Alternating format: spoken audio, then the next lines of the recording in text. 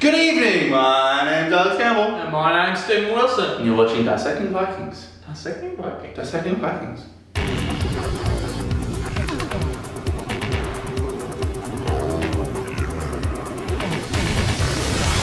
This is like the continuation of season whatever it was, right? Yeah, 5. Season 5, part 2. Okay. So they're doing it in like 10 episode blocks. Mm. So yeah, last time we reviewed the finale of season 5, which is what Jasper thought it was.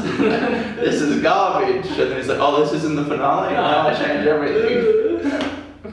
Fucking Jasper. This is the season finale. This is Half season.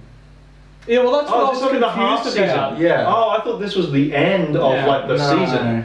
So this is like a middle half. Yeah. So okay, that changes my entire opinion. I was not aware of that. I'm like- Either way, the point that I was trying yeah, so this episode opens up with Ivar and Harold taking Kattegat. Harold's like a broken man now. He's killed his brother and his wife and his unborn child, who wasn't his unborn child, who was a rape baby. He's dead, but he doesn't know that. No. Ivar is pissing on Magnus' throne and has a little goat that he calls a queen, which is hilarious. It's good. It's classy. I love it. Yeah, well, it's Ivar. And Rollo's returned, which I liked. I like Rollo. Yeah, he was a great character, and whenever I see him, it just reminds me of those like good old days, all the shit we've seen him do. His character has come so far. Well, it's changed a lot. Look how much he's changed. Yeah, right? like, He's the king of he's fucking been France. through like 3 or 4 arcs. Yeah. And now, I like there's like a inner conflict within the character because like he's Viking roots and he's now in this new Frankia like lord. The two sides tearing against each other. You can tell when he's talking about, I'm too important to fight now, and he's drinking his little tonic that he's just like, fuck He's all this. fucked up, yeah. Yeah. And that moment when Bjorny almost killed him and he was like, fucking do it. I thought that would have been a great end, like him going to Valhalla. I was hoping that he'd chop his head off or hack into his neck. Leave him! If you want to kill me, kill me. Yeah, because the character is conflicted. He doesn't know which culture to go for, and he wants to be a Viking. And now finally he's going there. He's going to Valhalla. And when to me it seems like that if Bjorn was to get to that point where he's like, I'm gonna kill him. Yeah.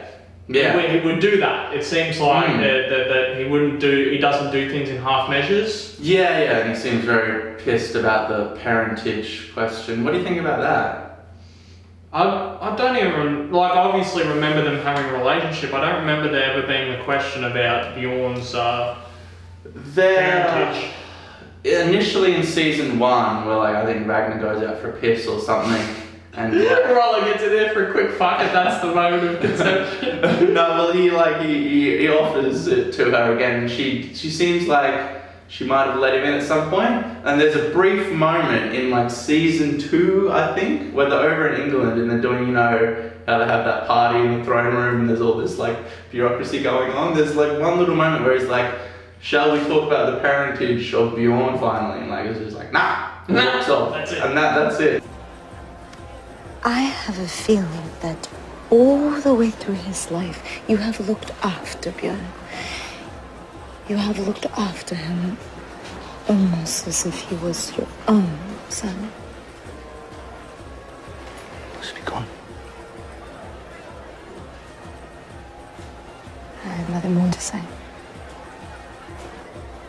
So it has come up before, but now I guess Rollo's like... Did we ever see them? No.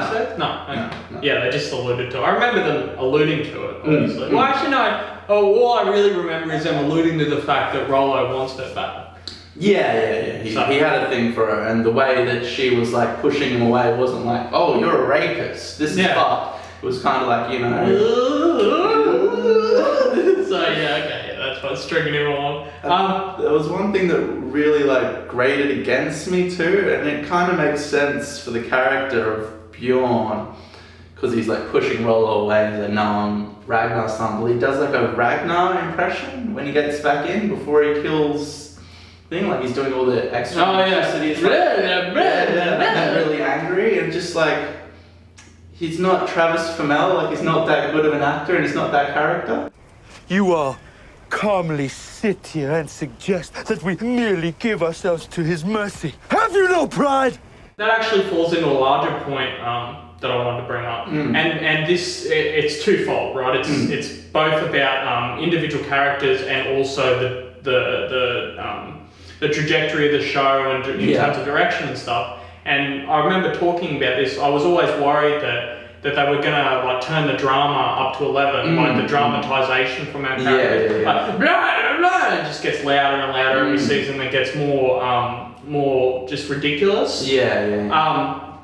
And I don't think that's still a concern for me from a direction standpoint, but I don't think it's too overboard now. But when you look at characters and you look at, say, Bjorn doing like that whole thing, The Ragnar stick. yeah, well, just like blah, blah, blah, blah, right? I find, and this also falls into two characters that I dislike actually quite a lot, which is Hakeman and Lagertha. Right, because they're playing up the drama. It's so over dramatic, every conversation that they have. Well, that's the problem I think Hageman has. I think on the page, Sebastian's coming in. What are you doing here, Sebastian? No way. I should have shut the door. I did, you opened.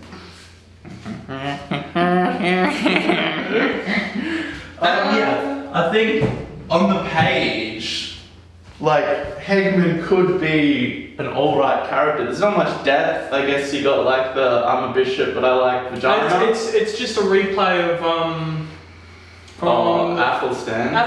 Yeah, but a lot worse because Athelstan was great. Yeah, well, he was pure, right? Yeah, Athelstan was pure, and that was the. Yeah, then he was fighting that with the new Viking culture. But yeah, I think the problem is that Jonathan Rhys-Meyers, who plays him, is just overacting. Yeah, Every line is this dramatic.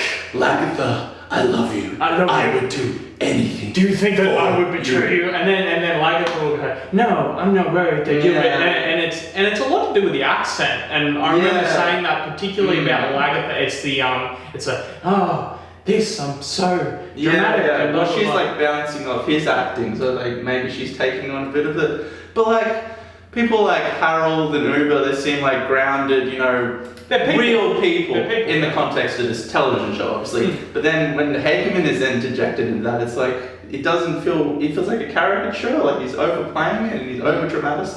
Yeah, well, see, it makes every action that the actor or whatever does more noticeable, more easily able to be critiqued in terms of being over dramatic because it's like he's going, I'm so dramatic. Yeah. And then he'll turn his head and it'll be the thing, or he'll like turn while he's talking and then he'll turn back. And Lagertha did the same thing when she's leaning up against the wall and she turns around. Yeah. I will not, blah, blah, blah, blah, blah, blah, blah. And it's like every line he delivers is just at 100% of Batman dramaticness. I've known desire for women before and renounced it and found a path back to Christ. But you, I could not renounce you. You are an incredible woman, Lagertha. Yeah, well, it's so missing. And Margaret is Smeagol now. Except for she doesn't know the path into Mordor, so they should just sacrifice her. Yeah. Well, what's his face was like talking to her, and I was hoping that she was going to bite him after Ivar took her back to the thing. It's like, going to set on fire. I don't know. Oh, it's going to set on fire. We'll address that if it happens. No, we won't. You can't. We'll just sit at the house. You got to learn when not to acknowledge Just things. let the danger play out. And another critique again that stays, and I guess because it's not a new season, it can still change. But Lagertha aging, I find that the grey hair and maybe now she's got a little bit of crow's feet or whatever. She should be really old by this point. Yeah, well, it's like a weird like fairy tale thing. Like the housewife sees a mouse and she gets scared and her hair turns grey. Yeah, that's what it looks like. Well, no, that's what happened. Like she lost the battle, and then like her hair was grey. It's like shock. I mean, and I guess that comes from something. If you're stressed, you do age quicker. So there is some. Yeah, but she doesn't age other than her hair, which is hair. just all grey now. And I definitely like the aesthetic now much better. But I just don't know how that like fairy tale kind of thing. I just wish that she was a bit more of an old woman, like even just a little bit, like 60s or something. Yeah, well, she's definitely getting there now. But yeah, it was just. I think it was like a 180 switch. I think that it would be good for the character development if she was definitely. a bit like wiser, a bit older, and a bit. Well, you wiser. look at Rollo and what he's been through, He looks now. fucked up. Yeah. And Floki, who he was at the beginning, who he is now. These characters have been through mass transformations, and she's been through a mass journey as well. She's been through all sorts of fucking shit. Yeah, so she should show that in her aging. I refuse to accept that this is the end of my story. To be captured, humiliated, and killed by Ivar, no. Which, that's an aesthetic thing, but I think, and again for me, like I find her to be overacting as well. Like Hakeman, maybe not as bad, but so then obviously that aspect of it kind of just is a bit jarring. I don't know. Yeah, that's fair enough.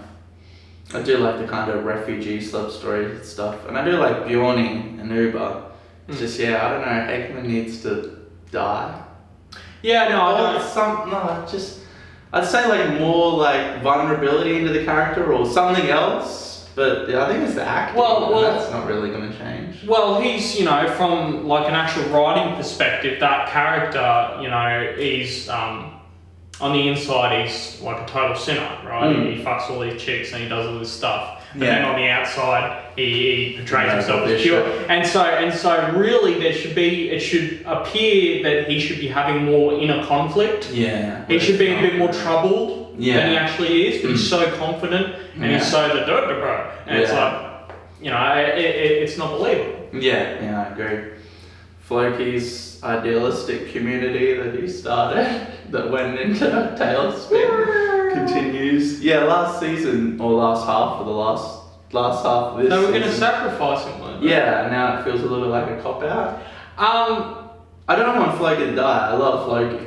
Well, Probably my second favorite character after Ragnar, but it just feels like a bit of like manipulation. So they did that, right? They were gonna sacrifice him. Now they're not gonna sacrifice him. And the main MacGuffin of that entire community or that entire side storyline is the tension between like these people and the other people. Yeah. Right? Floki and old man. Yeah. And those who hate Floki and those who don't. Yeah.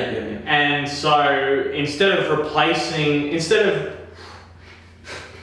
I'm like, it's alright. Go on. Instead of replacing that main conflict, like resolving that conflict after a while, and then moving on to a different conflict, like surviving, which they did interplay that with, but it was always at the doorstep of, or at the behest of, are these people hating Floki because of this? Are they blaming him? Are they going to do something? And blah blah blah. And resolve that and move on to something else. Well, the way they need to resolve it is either Floki or that other main antagonist guy dies. I mean, well, you can have him come around. Yeah, that's true. I can imagine a circumstance. Let's say they go through some particularly harsh, like winter or weather or something. Floki saves them and say, okay. Well, not even saves them, right? They all just have to bond, whatever. You don't even need to reconcile between him and Floki. Yeah. You just need to.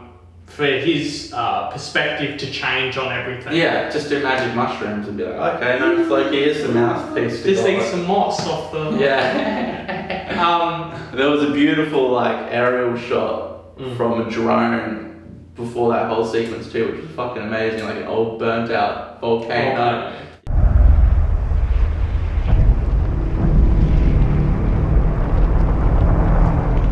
Yeah, and just the implementation of drones into media has created so many more beautiful aerial shots. Because back in the day, you'd be like a helicopter. That shit's expensive. Yeah. Well, you can do stuff like that. Yeah. That's, now anyone can build it. Well, I think it really came into stark contrast with the battle scene back in England. Yeah, there's like a shot that encapsulates the meaning of an entire scene, conveys the idea of Athelred defeating the Vikings in one shot.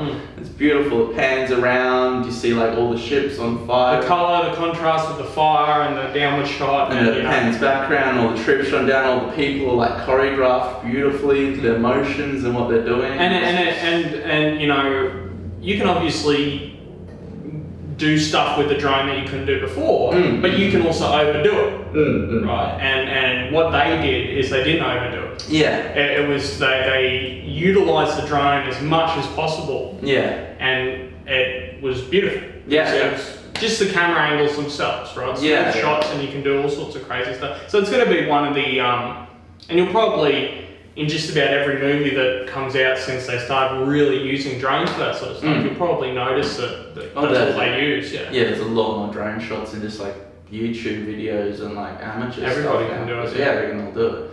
But yeah, as always, the cinematography and music was beautiful. It's been like that for like 5 years now.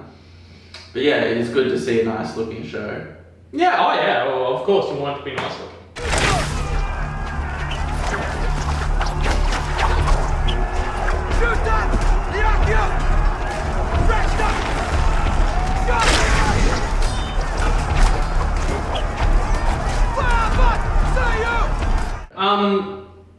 What's his name? King Harold? King Harold Fine, yeah? Yeah. Where did his ambition go? I know he's broken since he killed his brother. But where it seems like they've completely dropped the whole ambition thing. Ivar's just taken over and he's just doing his own thing and he's king and all this sort of stuff and he's off to the side now. Yeah, for this episode it was just a broken man, but he needs to come out of that. Well, so I'd like to see the resumption of that storyline. Well, spoilers, but King Harold does become the king of all of Norway. Oh yeah, it's on the Wikipedia page. Yeah, like he's a historical figure, like he does do it, so yeah. That's fine. Yeah, assumably in like an episode or two he's gonna click out of that and find a new chick and move on and become that charismatic, ambitious character who's always laughing and after the world. Yeah, which is why we like the character. Yeah, well he's a bit more down to earth than last person. Yeah. I think they're introducing a romance with Ivar, which is interesting because he's like a violent sociopath. Yeah. But you said something that you thought she was going to be like the snake in the grass. Well, we know by this point that women where they have a shot where a woman's like staring at whichever character they're going to be in a romance with, and they slowly walk into a thing with a beautiful smile and they're cute. They're like evil. They're evil. Yeah. All women are crazy. Aren't they my worst? Yeah.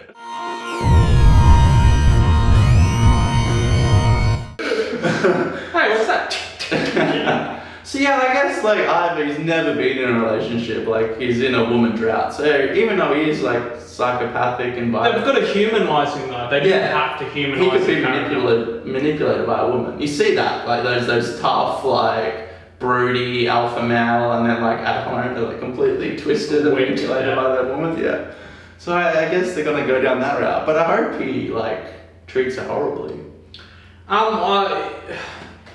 don't, I couldn't say what would be the best way to handle Ivar from this point on. Again, so I think that there are two ways to think about it. Is that you can obviously have him continue to be a psychopath and, like kill her or do something fucked up to her. Yeah. But then you lack the ability to be able to humanise him. Yeah. But if you humanise him, then you sort of lose the edge of that psychoticness and all that sort of stuff. So you got to be careful that in either way you go, you either don't make him an over-dramatic stereotype of what he was. Yeah. Well, they've worked like the contradictions well so far. Like he killed Sigurd, like he had that angry moment, and then you cut to him talking to Floki about it. And it's like, why did I do that? Yeah, why can't I control Which myself?